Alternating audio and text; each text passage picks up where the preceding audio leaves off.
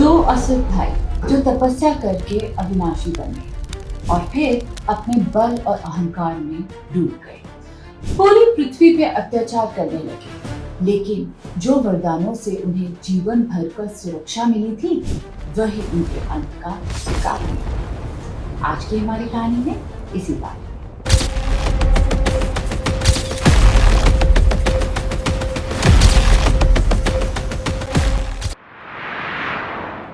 स्वागतम दोस्तों, मैं हूं प्रेरणा और आज मैं आपको सुना रही हूं देवी महात्म्यम से एक कहानी। दो असुर भाई शुभ और निशुभ, जो अपने पिता शमासुर के पुत्र थे।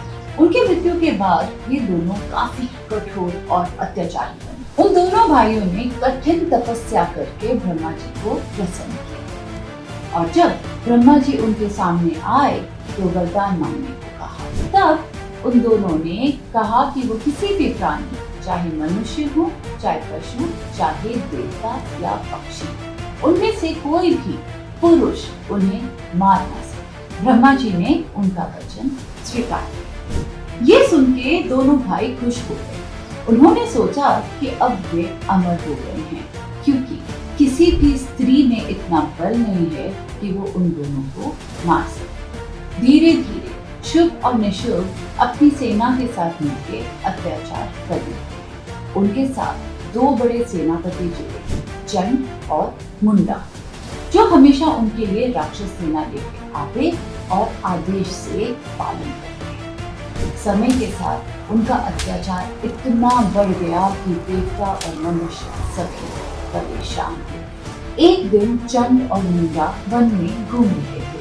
वहाँ उन्हें एक अप्सरा जैसी सुंदर स्त्री दिखी, जो असल में माँ पार्वती का ही रूप थी। उनकी सुंदरता देख के दोनों तुरंत शुभ के पास गए और कहा कि ऐसी सुंदर नारी वन में है जो आपकी पत्नी बनने योग्य है। शुभ ने अपने दो मंत्रियों को भेजा उस स्त्री को लाने के लिए अपनी रानी बनाने, लेकिन माँ पार्वती ने प्रस्ताव सुन के इनकार कर दिया और कहा कि मैंने तो संकल्प लिया है कि मैं सिर्फ उसी से विवाह करूंगी जो युद्ध में मुझे हरा सके। जब तक कोई भी योद्धा मुझे पराजित नहीं करेगा, मैं किसी का भी प्रस्ताव स्वीकार नहीं कर सकता। ये बात सुन के शुभ क्रोधित हुआ और पीछे नहीं हटा।